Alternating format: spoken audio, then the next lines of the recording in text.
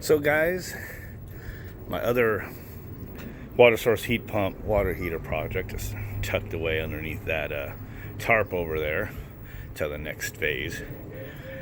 Now I'm gonna take a peek at this portable AC unit with the idea of making it into a smaller water heater just to check the performance.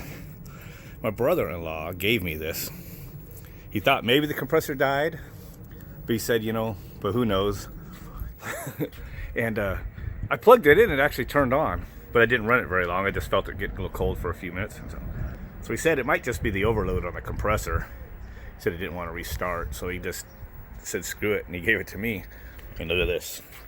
That thing is plugged. Cool. Oh, and then it just kicked on. I heard the compressor start.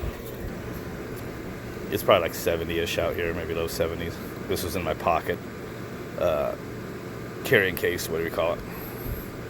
It says 75, but let's see what this thing's putting out, shall we? Who made this? Was it LG? LG. 50 degrees. Blowing frickin' crisp air.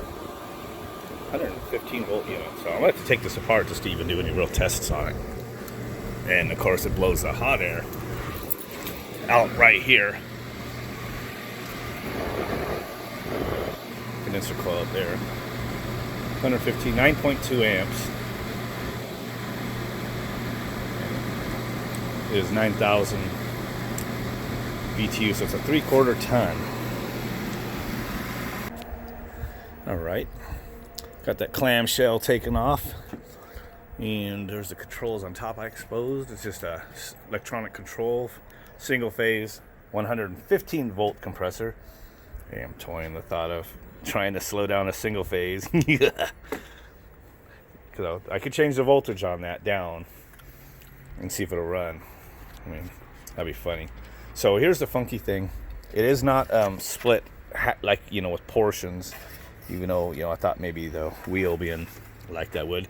It actually draws in air here and in the back side to draw it in this side and across the compressor and everything. And then it blows it all without a divider right up out of the supply. Ooh, almost lost it. So I'll get this camera down in there and up into the unit. So the supply air, or the fans blowing air, all inside air, blows up into this little A coil area. This coil here is an evaporator, and this one here went to the back to that round duct, and that was your condenser air blowing out right there. And that's the thing. That's why these things are not efficient. They're just for emergency, but any air that blows out for the condenser air, which is a pretty good amount of air, has to come into your space. So it has to come from other zones that have AC units, and ultimately from the outside air. Or if you just only have one AC, you still got to get air from the outside in, which is going to be hot. So these only serve to blow cold air wherever you blow the front. It blows nice ice cold air out the front. It's meant just to keep one object or person cold, basically. It's like a personal cold. But it doesn't cool the whole space very well, just because any air that's blowing through the condenser and piped outside has to infiltrate the space from outside air back in to make up that same amount of air. 410 refrigerant. How about that? Get to experiment with a 410 water heater. Okay, the first thing I just did was I pinch off tool where they had pinched it off. Cut the end off. Brazed on the Schrader valve here. So probably won't be able to do this with the phone in my hand, but I'm going to use this tool here and round this out real quick. And that should get some pressure on this right here. When I cut this, it blew out pressure that was trapped in there. So usually these only hold real good when the pinch off tool is on there. I'm going to go ahead and round that out. I can see that creeped up to 1. It's starting to creep up real slowly when I took off my pinch off tool. So I think when I round that out, I'll get some pressure. As soon as I just started turning these just a little bit, the pressure shot right up there, see? So just need to round this out a little bit. That's probably good enough. Tighten it and kind of round it around. That's about how it goes. Because I think this is actually almost a little undersized 1/4 inch. 1/4 inch is as small as this thing goes. Let's see what that looks like.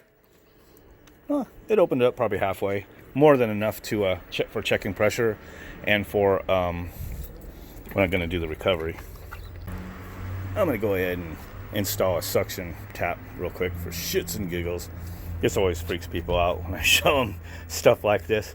I isolated this little suction right here with 2 pinch-off tools. And I don't know, like when I was taught refrigeration in the 90s, these were common tools to use.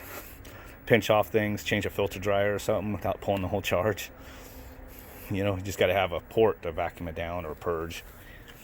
But people now, like, it's like unheard of every time I show them something like this. Like, what? I never knew you could do that. So I just pinched off high pressure 410, which was, you know, well over 200 psi right now. It was like 220. And I just drilled a hole, and I'm getting ready to use my, I like to use my little spin swage here. Push real hard on here, heat it up, and I extrude that a little bigger, and I can usually put in a port. You'll see. The spinning swage kind of makes leaves like a real fat wall of meat right there in here. I kind of like that because I could take one of these 1/4 inch ones and just hang it in there. If I'm careful, I could braise that. All right, man, that's an freaking awesome braze right there. I mean, that is just looks like it's absolutely factory after I do it like that. So what you do is you pull this off for a second, and you put it back on. It's pressurized. Little screwdriver here. Purge it. Then you take these off. I'm not going to be able to do that one-handed, but I'm going to round those out. And then we'll turn it on again with the suction port. Okay, there's the bottom one. Round it out. You can see that one's still pinched.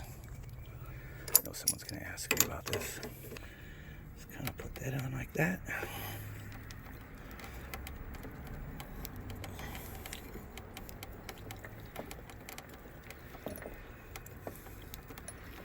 I'm going to need 2 hands in a second. Got to really wrench those down there, but kind of show you how it's. There we go, guys. Suction port. Never had to pull the refrigerant. And it's going to work. We're going to plug this sucker into this shitty cable. Ow!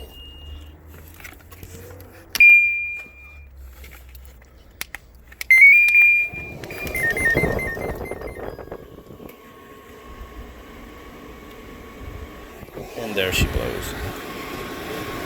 She's got battery's low on that one. Liquid. Right.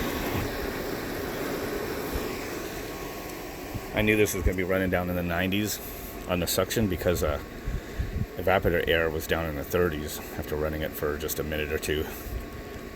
So these things kind of run at extreme. Kind of high there on the high side, a little low there. So blows out some Arctic air. Conversion's 31 degrees. Still waiting for the probe to come down. I'm sure the superheat will be nice and low once this oh yeah. Suction's actually kind of sprung up just a little over 100. So we got a little battery in one of my probes there. So 102, 373. Superheat's 5 now. See, 37 degrees on the suction line. 37 degree evaporator air, supply air. I told you that sucker was blowing out ice cold. How you guys like that though? Adding ports. Everybody's done this pinch off tool on a process tube because, you know, it doesn't flow nothing, but on an actual, you know, line right there.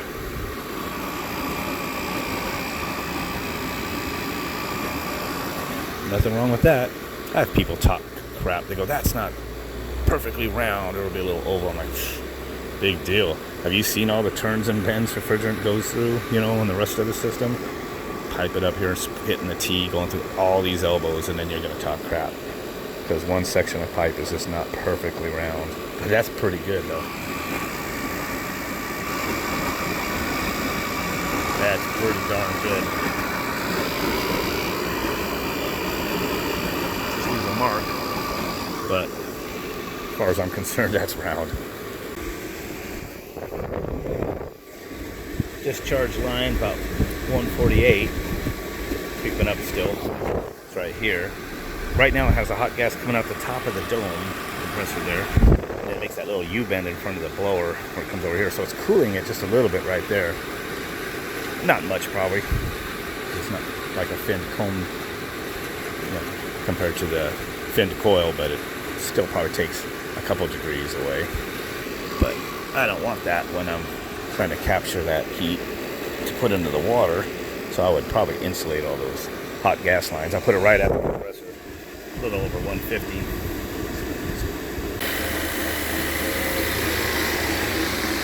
Right, got all the refrigerant recovered.